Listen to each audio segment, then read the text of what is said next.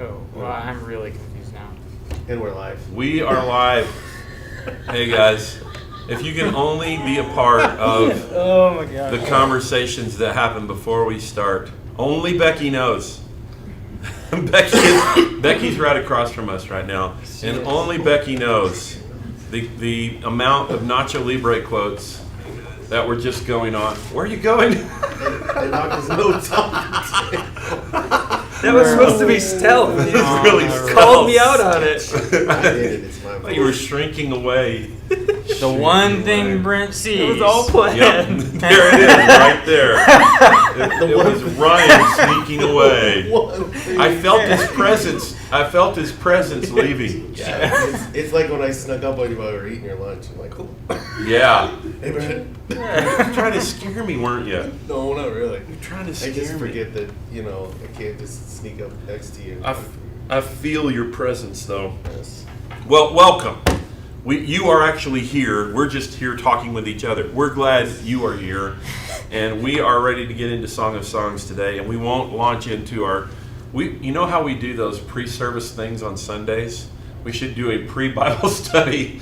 Yeah, we should. Pre-Bible study conversation. At the table. At the table. Pre at the table, where you just hear what we're talking about before we come on. But we're excited to get into Song of Solomon today again with you guys. And we are actually in verse 7 already. We've done a verse a week, So right? distracted over here. You put these two together. Are you okay? He has Yeah, a right. central church pin. There you go. 'Cause Hey, we love those guys. I'm supporting local brothers and sisters. Body of Christ, baby, right? on. Yes. We yes. love, in fact, as long as I'm thinking about it, next Friday night is like a citywide worship and prayer at Sioux Falls First. Come on. I just heard about it yesterday. Nice. Jordan is leading it from Ransom, thank you. And so he had sent a little invite out to it, and I'm going to cancel FaceTime that week. We'll still have it this Friday. I'm not going to cancel FaceTime. We're going to move FaceTime to Sioux Falls First and join them because we're part of the body of Christ, and it's not about one local church, right? Is it a Facebook event? Yes, it is a Facebook event. That's where I responded to poked interested, but now I'm going to hit going. Poked.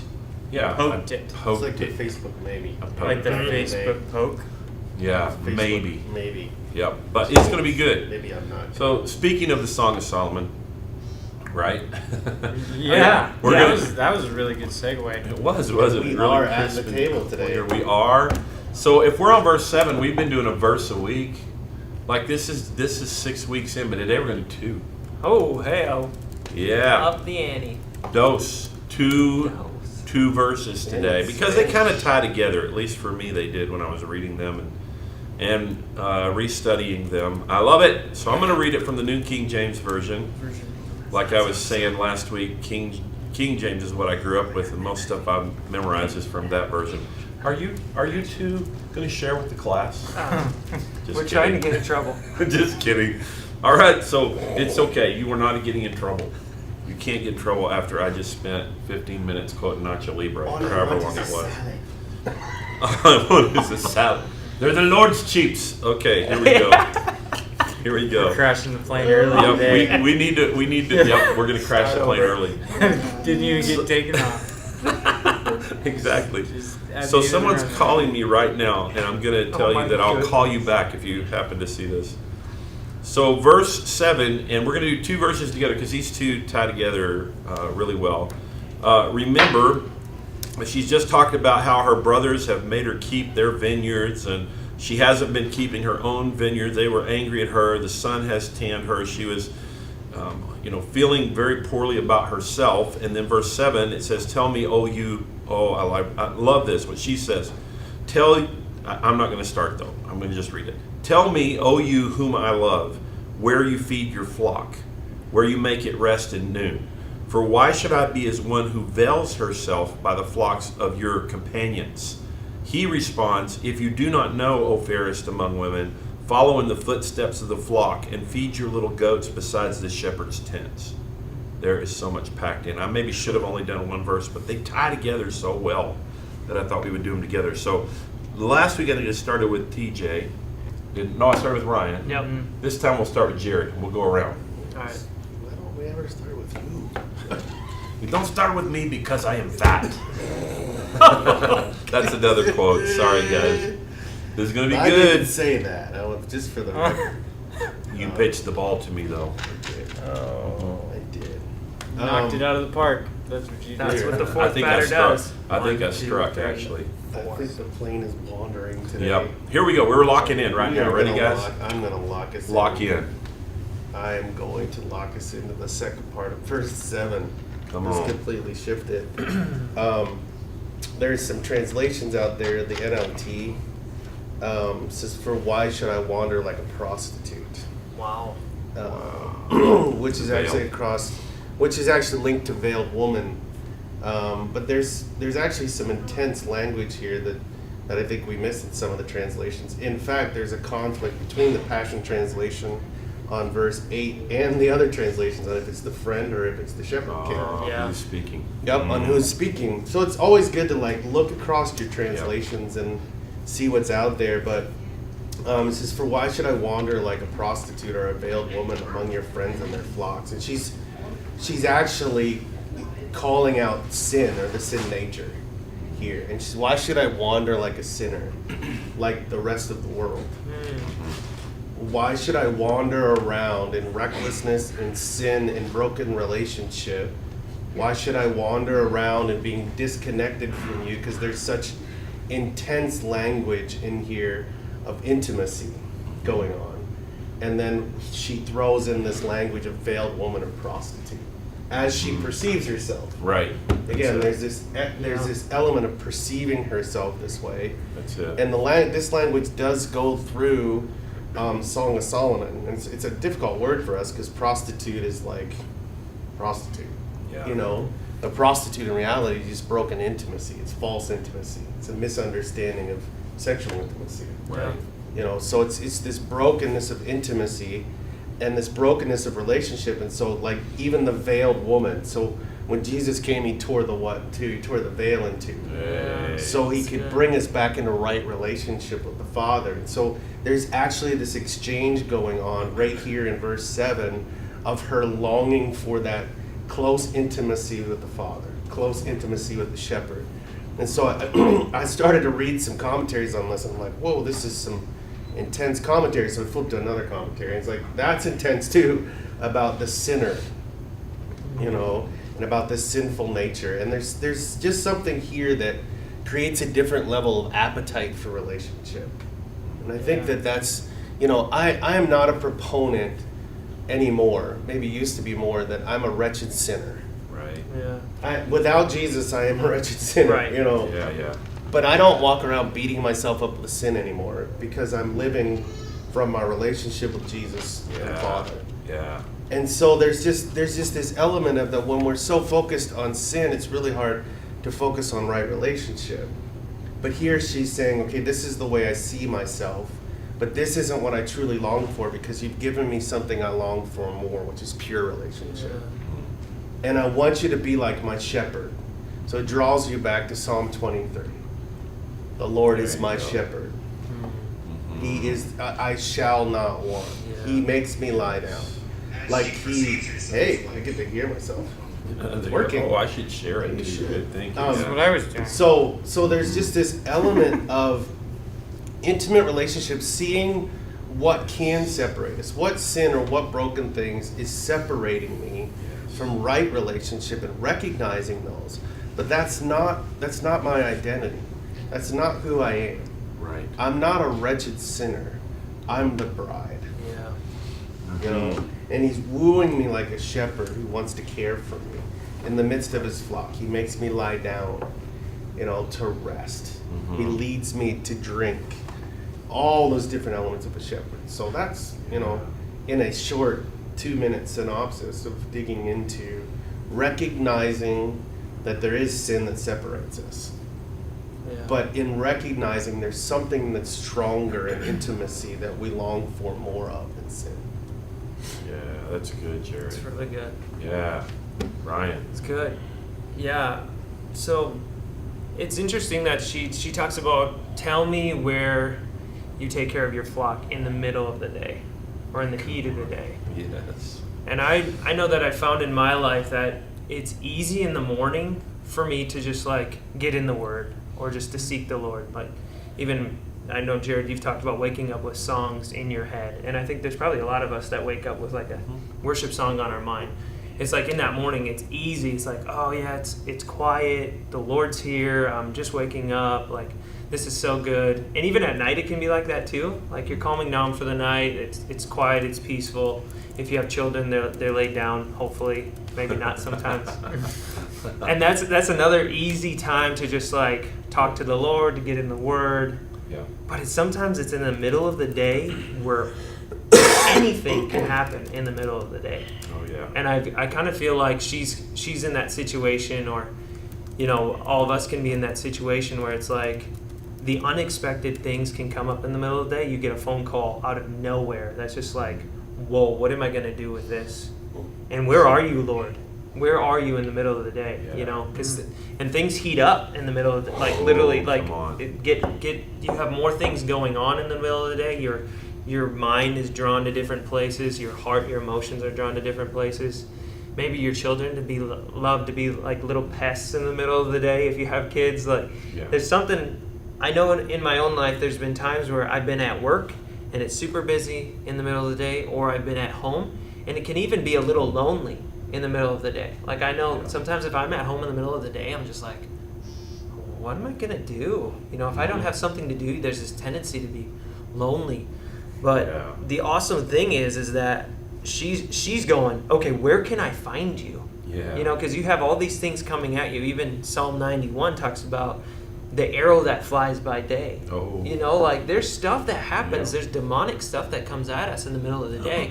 And her heart's like yearning for God. Okay, where's my beloved? Where can I find you? Where can I have the Passion Translation talks about I want to be wrapped all around you in the middle of the day so that I'm protected, so that I'm reminded of your love, so that, I just am in that place of satisfaction.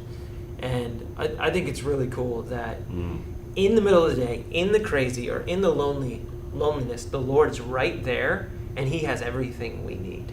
That's good. Yeah, it is good. That's really good. So that's what I was getting from it. That's good. I love it. Yeah. What about you, TJ? So many things came to mind as you guys were talking. I just lost track of it all. It's because you're sitting between Brent and I. It's the heat of the moment. It's the heat of the day. It's the middle of the day. Yeah, that brings me back to it. Okay, so thinking of like the heat of the moment, I think of conversations I've had with Carissa, right? In the heat of like when everything's hard, like when we're to a point where like in the emotion of the situation, or like we've had this conversation before, even around this table, where it's like, how do we get to a place where we can have God's perspective in the situation? Yeah. And it's just like what I love, and this is where I'll go with it, but like we see an answer right here. In verse 8, listen, my radiant one, if you ever lose sight of me, just follow in my footsteps where I lead my lovers. Come with your burdens and cares. Come to the place near the sanctuary of my shepherds.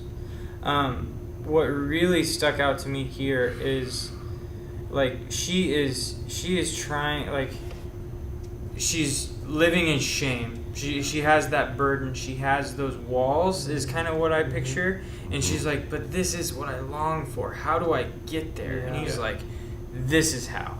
He's like, bring everything. You don't have to. I think that's one thing that oftentimes we as Christians feel, or we as just humans feel. We have to fix ourselves before we can come into the presence of God. Yeah. And that is so broken. That is not true. And that is exactly what God's saying right here. Come with your burdens and cares. That's good. I don't want you perfect. I want you now, right? Yeah, that's good. And that's what's so beautiful about this. I feel like I personally did that. I remember going very, very difficult time in my journey. I was sitting with a friend, and A really, really powerful book in my life is Abba's Child Oh yeah. by Brennan Manning. Oh, Um, that's good. It's so good. It's so good. But I'm a reader. At least I became a reader through college. And this was a book that a mentor of mine had given me. And he said, I don't want you to open that book until you can fathom and understand and embrace the cover of the book. The cover of the book is an abstract drawing of God hugging his child. Oh, wow. And this was extremely difficult for me, coming from my background and all of that. I couldn't even understand how God could love me. Yeah. Not just how much he loved me, but how he could. Yeah. And it took me weeks to get to a point where I understood and could, the way my friend described it was, can you accept a hug from our Father? Wow. Can you accept that? Mm-hmm. And that's exactly where she's coming from. And God's like, no, I don't care about everything broken and how the world has affected you. I just want you. Good. Just come. And that's what's so That's cool. But yeah, so many things came to mind. But Yeah. I wanted to get into 8 because it's such a great answer. It It is And really good. so good. It So. is. It's awesome, bro. That's so good. All that God just wants us right where we are. All you guys, as always. I pick up stuff. I learn stuff from you guys when we do this. So I'm just going to quickly run back through it again out of the New King James. Again, all the I love them all. I like many translations, so you get all the different shades of meaning, like you're talking about, Jared. So the part that I love here is she's like, tell me, oh, you, that's one, whom I love. She's talking to him. Where you feed your flock, that's 3.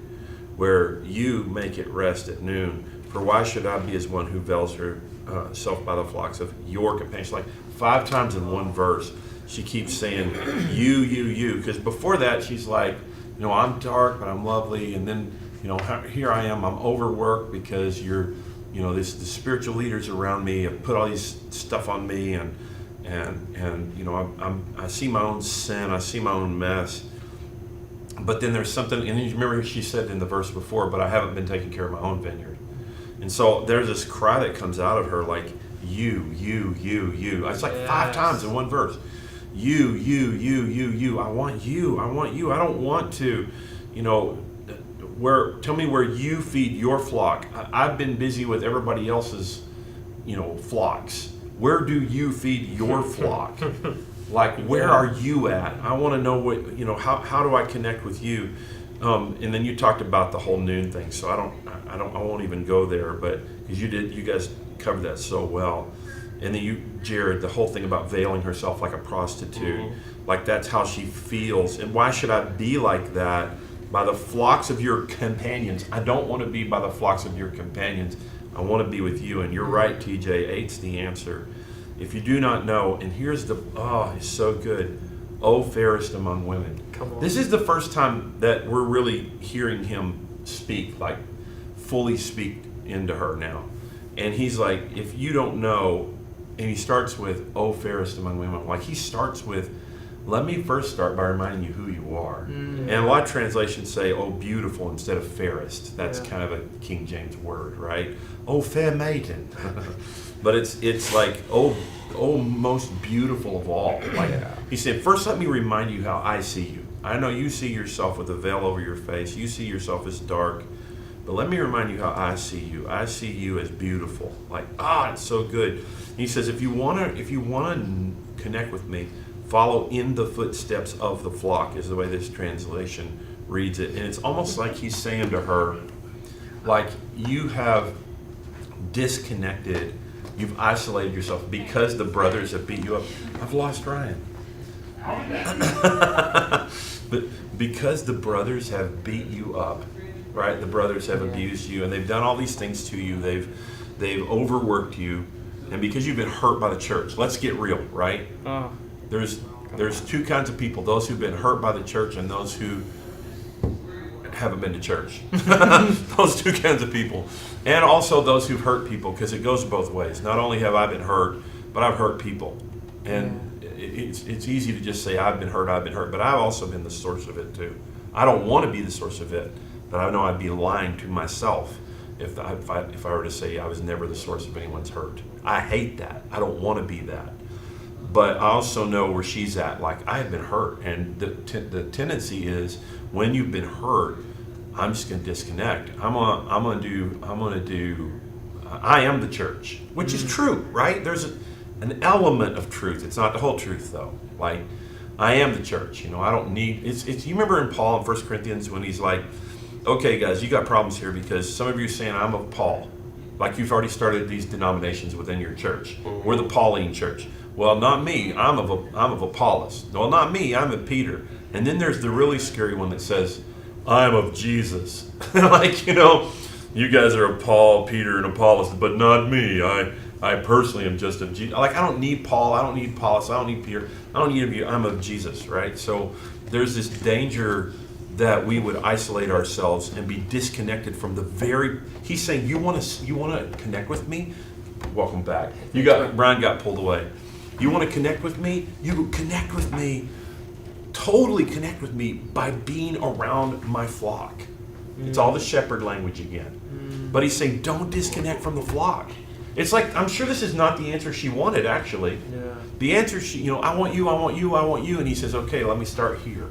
Don't disconnect from the flock. Yeah. Because if you do, your version of me, your vision of me is going to be skewed. Oh, that's You're not going to completely see me apart from your connection to the flock. Mm-hmm. And so that really stood out to me, and there's so much more in this, where he ends up saying, and feed your little goats beside the shepherd's tents. Like, feeding your little goats, like, they've kept you busy with all this stuff, but I want to bring you back. There are some little goats that I've brought into your life.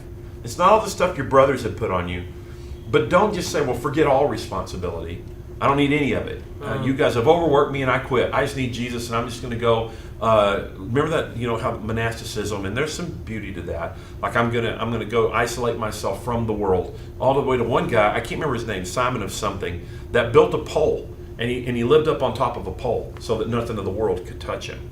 He's like, look, I want you around the flock, and I also want you to know that there are little ones that are around you that I'm entrusting them to you, even in your immaturity. Yeah. There's some little, and you're not even going to see me the way you want to see me, apart from your pouring into those little ones. And then the last one, beside the shepherd's tents, like he goes all the way to the part that's her worst hurt. It's like the leaders, and he's like, "Oh, that's my doctor.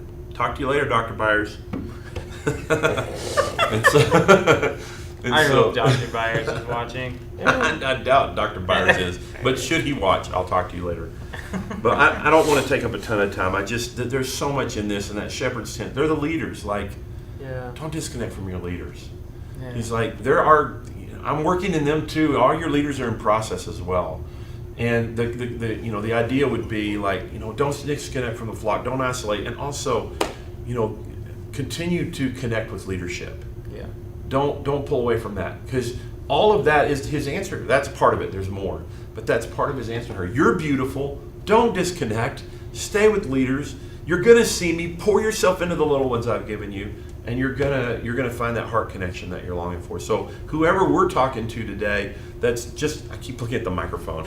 Whoever we're talking to today, that's like you're hanging out right now, and you feel like the last thing I want to do is connect with the body of Christ. That's as hard as that is, and you say, okay, can you promise me I won't get hurt? No. Amen. Neither will Jesus promise you that. Neither can I promise you won't hurt anybody. It's a part of the process of walking it out, like walking through the hurt and walking through when we hurt one another, and walking through around this table, the four of us. I mean, we work together all the time, and we have to have conversations with each other. Did I understand you correctly? Are we talking through this right? That's how I see Jesus, right? Through how we work with each other, and it's also an opportunity for me to see Jesus in me, in the midst of those. Sandpaper situation. So anyway, I love that word about not disconnecting, because it brings me back to some conversations I've been having even with the youth and like what it looks like, because you have often as a middle school, high schooler, you have friends at church and you have friends at school, right? And that's true for anybody, but I'm a youth guy, so Yeah. and as a parent, as a leader, you want your kids to have a core of the kids that are in youth group. You just do. Yeah. You want that. And as a staff pastor that focuses on youth, I really want to be able to cultivate that relationship, that heart connection here. Yeah. That way, because we can either be affected by sin or we can affect change away from sin, right? Yeah. And that's the difference. Is like, no, we're not asking you to stay away from all your friends at school. That's never what I would say to a kid. Yeah. But I'm saying I want you to have the connection with the people that have the foundation that you have. Yeah. And that's then good. you can go out and you can interact with the world and you can be the change rather than them making you the change. Yeah. Yeah. It's good. Teacher. And that's exactly what he's talking about here. Just follow my footsteps and I lead my lovers. That's exactly who he's talking about. His lovers are the church. That's who he's talking about, and he's saying, go there. And when you go there, then you can go out from there. I love that, and I love that it says lovers in this translation. Right? Yeah. Is that just when I think about her, I'm thinking she's like, gosh, I'm such a mess, but I love you. Yes. Gosh, my life's a mess, but I love you. Yeah. And he doesn't see that as hypocrisy. Right. He doesn't see the dichotomy of my life's a mess, but I love you. It's the Mike Bickle quote, right? We are not sinners struggling to love God. I mean, we're not sinners struggling to love God. We're lovers of God who struggle with sin. Yeah. The difference between those two Yes. perspectives. Yep. What are we getting online? I would make room for our comments. Brian's mom, the continual YouTube watcher. Come on. Come on, she's our YouTube watcher. If nothing else, our I'm out. moms will join us. Always. Speaking of moms, Pat says, She's gone. yes, it's darkness that separates us, lack of light. When there isn't any veil, light floods in. Come on, Pat. That's right. So that's on Facebook. What did you get on YouTube from Ryan's mom? She just said hi from the Lumleys. Oh, hi from the Lumleys. Mom and Dad must both be watching, I don't know. Yeah. Then there's Lynn Parker. Sounds like a relative. That's a relative of mine. So far, it's all family. Glad to have you. What can you do positive for someone else today? What have I done? There's a comment in there. good. That's good. Come Frank on. Daniels. Hi, Frank. Says, hey, believers in Jesus Christ, I have a prayer request. Please pray for safety and encouragement for me at work. Ooh, Yeah. come Also, on. for me to stay focused and to have the energy I need. God bless you all in Jesus' name. Ooh, who's feeling that? Go for it. Who wants to pray for Frank? I'll pray for him. God, we just thank you, God, that you would just be with Frank. We know you're with him, Lord, that you would strengthen him, give him Yes. joy, God, as he's at work. Just that focus, Lord, when the trials of the day are coming at him right in the workplace, Lord, that it would just be easy to know your presence, sense your love, just even have your joy right in the middle of the busyness, God, in Jesus' name. Amen. And That's God, good. I just a song's coming to mind. Chris Burns had a song about Enoch and walking in the cool of the day. Ooh, come on. And Yeah. and God, we long to walk with you in the heat of the day. Woo. And I just pray that over Frank right now as he's in the heat of the day, God, Yes. that he can just walk with you. Yes. And we just pray that for our hearts, for all the hearts watching, God, that we can find you in the cool of the day and we can find you in the heat of the Come on. day. Yes. And we get to walk with you. One of the coolest things Leonard was talking about, and I think Jared, you pointed this out, but how Adam, I'll screw up the quote, but Adam would Screw 'em up long like to that. be. Adam would long, like Adam and Eve, would love to be in today's world. Yeah, yeah. Mhm. That's And it. because Adam and Eve walked with God in the morning and the evening, and we get to walk with Him throughout the day. Ooh, come on. And that's so good. That's Yeah. so true, and that's exactly Yes, what we're all talking day about. long. So, So one more comment here from Pat. Her question: where do you lead your beloved ones to rest? There's an awareness that He leads, and that He brings us to rest. And then she's longing. She's longing for no veil, total exposure, vulnerability. For there is safety, security, and complete love. The more He comes into focus. and we don't get that, right? We don't understand it because we have such an, and that's why Song of Solomon is so good, because Yeah. we get this Brings us picture of what true intimacy is. Yeah. And like, I'm just on a roll. Oh, you Yeah, are. You're it's feeling it, good, aren't man. you? Yeah, but it's just In the like zone. we just don't get it. I think of picturing God as a father in a world of lonely children. Yeah. Right? Mm-hmm. And like that is next to impossible for kids who have been broken and beaten and left behind Yeah. to picture God as a father. That's And so, it's just so good. Anyway. You know, when sheep lay down is when they've been fed Yes. and they're full and they're satisfied. Yeah. So I'm happy when I'm fat, Oh my God. and I'm fat when I'm happy. And there it is. And we've got the vast guy here. Continue upgrading our system and Yep. So we better roll. We'll land the plane right now. Thank you guys so much for hanging out with us. Yeah, Jared, will you pray us out Yeah. today? God, thank you for what you continue to show us, how you continue to direct us and lead us. God, help us to live in that place where there is no veil. It's good. There's vulnerability and life and not even just the little bit of a veil where it's blurry, but just Yeah. full Yeah, clarity. come on.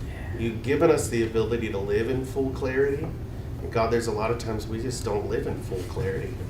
So we're just good. asking to live from the place of full clarity. Yeah. That your word says as we walk in relationship with people, and sheep like to doo-doo everywhere and eat everywhere, and they doo-doo where they eat, and God, you know all that stuff. So, but you give us clarity Yeah. on how to walk with each other as the shepherds and as the sheep. So God, we just ask that you would continue to keep us in the right heart and the right images of what you see in Jesus' name. Yeah. We were Amen. created for high def. There Yes. you go, bud. High Eh. def. High We got HD, high holy def. High definition. def. We gotta land this Holy plane. definition. In Jesus' All right, thank you name. guys. Have an amazing day. And Jared, 11 tomorrow. You got it. And FaceTime Friday night. We'll be on again at 6 o'clock. So Kind of normal and- this week. Yeah, and then it is. And then Sunday 2 services again. So Whoop whoop. here we go. Thanks, guys. Have an amazing rest of your day. Enjoy the heat of the day.